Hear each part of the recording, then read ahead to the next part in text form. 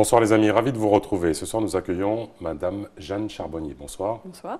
Vous êtes médecin urgentiste et vous faites partie des médecins qui ont poussé un coup de semonce en annonçant leur démission. Pourquoi cette démission?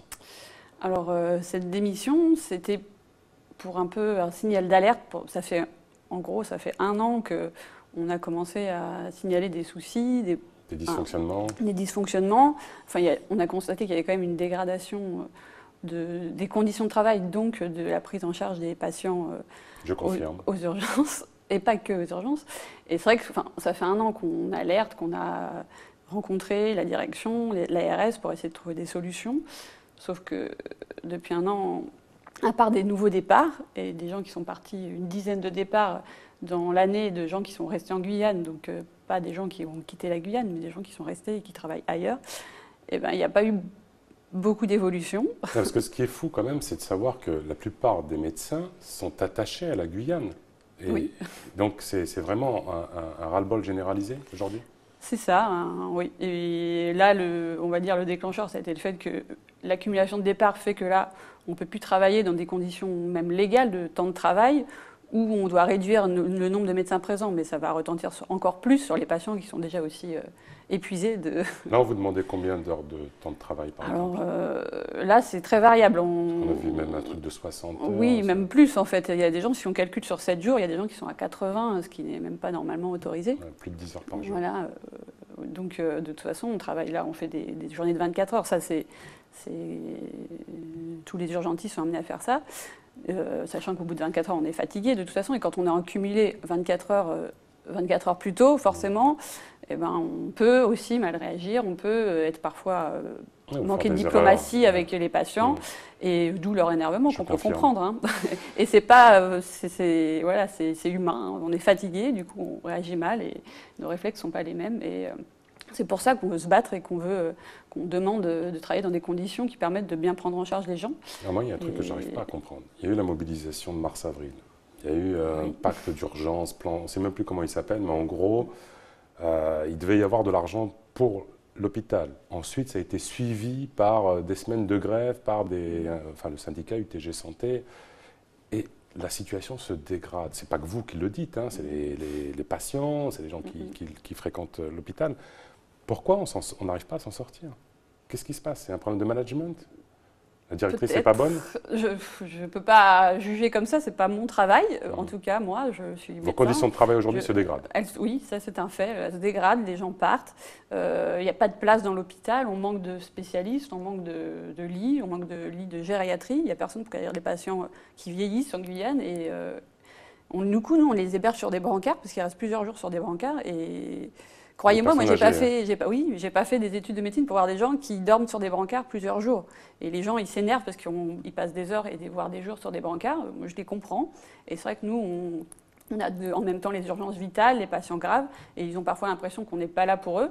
Mais moi, c'est pas mon souhait de voir des gens souffrir sur des brancards. Vraiment, si j'avais fait médecine pour ça, il faut que je change de métier. Voilà. Est-ce que c'est pas le serpent qui se mord la queue? Parce que d'un côté, on déplore les conditions de travail, donc ça se sait hein, aujourd'hui avec les réseaux sociaux, etc. Et on parle d'un manque d'attractivité du territoire. Ce manque d'attractivité, il est vraiment réel ou pas? Moi, je ne pense pas. C'est peut-être un manque de communication. On voit en France, la Guyane, c'est l'enfer vert, c'est l'orpaillage, c'est la violence. Alors qu'il y a une autre activité. L'activité pour un médecin en Guyane, elle est très intéressante, elle est variée. Au SAMU, il y a les centres de santé avec qui on travaille. Les communes isolées. Donc il y a des médecins dans l'Hexagone. Il y a des médecins qui seraient sont venus potentiellement... et ceux qui viennent en remplacement, ils disent qu'ils ont vraiment aimé. Il y en a qui reviennent, voire qui restent. Sauf qu'il faut... En fait, on manque d'urgentistes partout. En France, c'est pas que en Guyane, il faut être réaliste. On manque d'urgentistes en métropole, on manque aussi dans les autres dom-tom. Et il y a les cellules, enfin on va dire des cellules de recrutement dans les hôpitaux, il faut qu'elles soient très réactives parce que c'est un peu presque, on va pas dire qu'on est des stars, hein, mais bon, du coup, voilà, et du coup, en gros, souvent les médecins qui viennent postuler, qui envoient un CV, ils en envoient aussi dans d'autres endroits, et donc c'est les premiers qui les coptent. Voilà. Donc c'est peut-être un manque de réactivité de la part de l'ARS, de la part de la directrice de l'hôpital?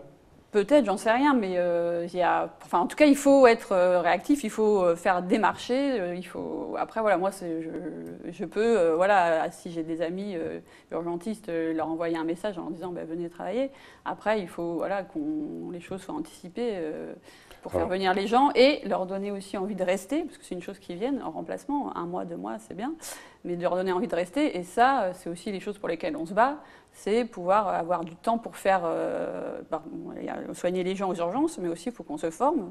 En médecine, on sait qu'on se forme toute la vie. Et ça, il faut aussi du temps pour le faire. Et c'est obligatoire d'avoir des journées pour pouvoir faire de la formation. Pour l'instant, vous ne pouvez pas en avoir. Là, à l'heure actuelle, c'est très compliqué. On le fait sur notre temps libre, quoi. Mais sinon, quand on travaille 48, 50, 60 heures par semaine, voire plus, on a moins de temps. Est-ce que quand un médecin arrive ici, il a une forme de package sur la maison, sur l'école pour ses enfants, s'il arrive marié par exemple avec des enfants, est-ce qu'il y a une vraie prise en compte de la famille du médecin pour l'inciter à venir ici en Guyane? Ou alors il est recruté et débrouille-toi? Donc, normalement, à l'arrivée, il y a quand même, souvent le billet d'avion, il est payé. Au moins le premier mois, il y a des aides quand même. On a la voiture de fonction pendant 1 mois. Voilà, un logement pour le temps de pouvoir s'installer. Voilà, il y a des choses qui sont faites. Après, il faudrait voir. Quand je suis arrivée, oui, souvent on avance le billet d'avion, il nous est remboursé secondairement. Bon, c'est des petits détails, mais qui peuvent avoir leur importance parce que parfois il y a des petits. On va me dire des petits couacs d'organisation, voilà. Mais, globalement, il y a quand même une prise en charge. Oui, il y a quand même des choses, voilà, on s'est pris en charge. Parce que le problème, il dépasse aussi le cadre des urgentistes, on va dire, même si c'est, je vais dire, un signal fort que vous avez voulu donner. Il manque de médecins partout en Guyane. On sait que la moyenne d'âge des médecins généralistes, elle est près de 60 ans, quoi. Comment on va pouvoir s'en sortir? J'ai pas toutes les réponses. Après, je sais qu'il faut vraiment. Là, par contre, j'ai des éléments de réponse parce qu'on forme de plus en plus de médecins. Moi-même, j'ai fait l'internat Antilles-Guyane et il y a de nombreux jeunes médecins qui sont formés aux Antilles-Guyane et qui sont motivés pour venir travailler en Guyane, mais qui s'inquiètent aussi de savoir dans quelles conditions, parce qu'ils sont en formation. Et ils ont besoin d'être, entre guillemets, seniorisés et de pouvoir avoir du temps pour aller se former, faire des stages. Il y a certains diplômes qui sont qu'en métropole. Et du coup, pour se former, il ne faut pas travailler 80 heures par semaine quand on vient d'arriver, quoi. Dernière question, ce n'est pas une histoire de partir ou de quitter la Guyane. C'est véritablement améliorer les conditions de travail. Vous êtes bien en Guyane? Moi, oui, j'ai ma maison en Guyane, donc oui, je suis bien en Guyane. J'y suis depuis 4 ans maintenant, mais je suis déjà venue avant. Donc oui, moi, mon but, c'est pas de quitter la Guyane du tout. ATV soutient votre combat. Madame Charbonnier, merci d'avoir participé à cette émission. Les amis, soutien aux urgentistes. La santé est une priorité. À bientôt. Merci. Tchembe.